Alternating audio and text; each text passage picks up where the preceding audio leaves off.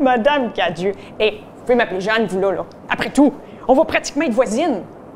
Fait que, on s'est installé ici, sur le bord de la rivière en 1720, la même année où Monsieur le Seigneur Louis Lepage a acheté la seigneurie, faisant de lui le seigneur de Terrebonne. Hein?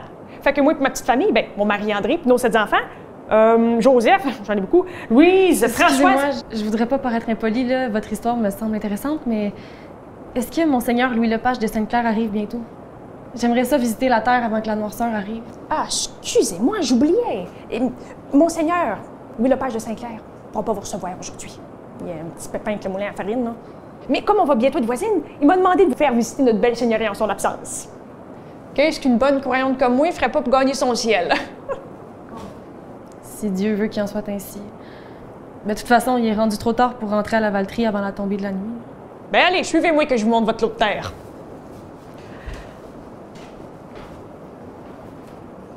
Hey, c'est pas mêlant.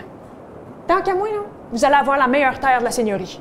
Ben, après nous autres, là, bien entendu. Ouais. Après avoir changé le bois en terre cultivable. Pas facile de couper les arbres puis rendre le sol viable. Ah, bien, vous comprendrez que quand on reçoit une terre, c'est bien beau, mais faut quand même la défricher avec ben d'huile de bras. Mon mari était pas mal bon là-dedans. Oh, puis il était pas mal fort à part de ça. C'est lui qui a défriché notre terre, avec la sueur de son front, puis celui de ses bœufs, comme il dit. Mon Alexis, mon mari, c'est un coureur des bois. Un homme courageux puis intelligent qui part tout seul dans l'ouest tout l'hiver pour aller faire du troc. J'espère juste que la rivière le ramènera tôt ce printemps parce que, avec tout l'ouvrage qu'il y a à faire, c'est pas demain la veille que cette terre-là va mettre des légumes dans nos assiettes. Je suis certaine que mon mari va se faire un plaisir d'aider le vôtre. Découragez-vous pas avec ça, là.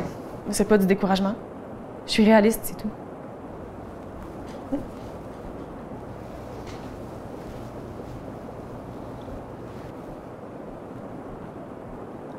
Mais merci, on va accepter votre aide volontiers. Le petit lopin de terre ici, là, ce serait parfait de bâtir votre maison. En plus d'être le point le plus près du moulin à farine, vous allez avoir une vue imprenable sur notre belle rivière Jésus. Une maison pour y cuisiner les bons fumets d'anguilles comme le faisaient mes aïeuls de France. Faire du pain, tisser l'étoffe du pays, coudre, jardiner, soigner, puis bercer les enfants à venir. Une maison. Ouais, vous avez l'air de savoir faire bien des choses, vous. C'est une bonne affaire, parce qu'ici, ta seigneurie de Terrebonne, tout le monde doit mettre la main à la pâte, comme on dit. Pour nous autres, les habitants, beaucoup de devoirs puis peu de droits, hein? Le contraire du seigneur puis du curé.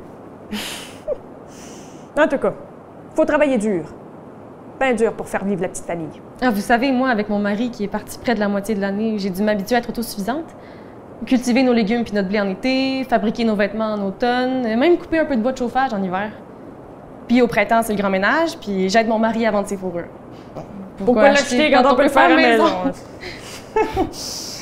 En tout cas, j'espère que notre belle seigneurie va vous plaire. Qu'on va vous revoir ici ce printemps. On a besoin du monde comme vous, puis de votre mari ici. Soyez-en assurés. J'ai hâte de pouvoir écrire à mon mari tout ce que j'ai vu ici, puis surtout lui dire combien notre nouvelle voisine est aimable et généreuse.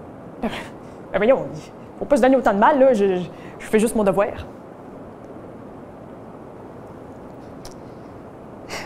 Attendez-vous là. Vous avez dit que vous savez écrire en plus? Parce que nous autres, les habitants, on signe pas mal nos noms avec un X, parce que c'est pas vraiment lire ni écrire. Là. Mais ça veut pas dire qu'on est des ignorants pour autant, là. Vous allez pouvoir me montrer? Bien sûr, avec plaisir. À vos enfants aussi, si vous voulez. Vous êtes donc bien gentille. Oh, avant que j'oublie, Monseigneur Louis Lepage m'a demandé de vous rappeler les devoirs censitaires. Hein? Question d'être bien sûr que c'est toujours ce que vous voulez de venir vous installer ici. Là. Donc, tout d'abord, votre mari devra payer un cens pour la terre concédée. Et si nous ne payons pas notre loyer, notre seigneur peut reprendre notre terre. Quand un censitaire décide de faire moudre son blé, il doit en donner une partie au seigneur, un sac sur 14. Le seigneur peut faire travailler gratuitement ses censitaires 3 à 4 jours par année. Ouais, vous m'avez l'air d'être bien informé. Mais n'oubliez pas le plus important. Un bon habitant, c'est un catholique pratiquant et obéissant, attaché à sa langue et qui cultive sa terre en travaillant dur.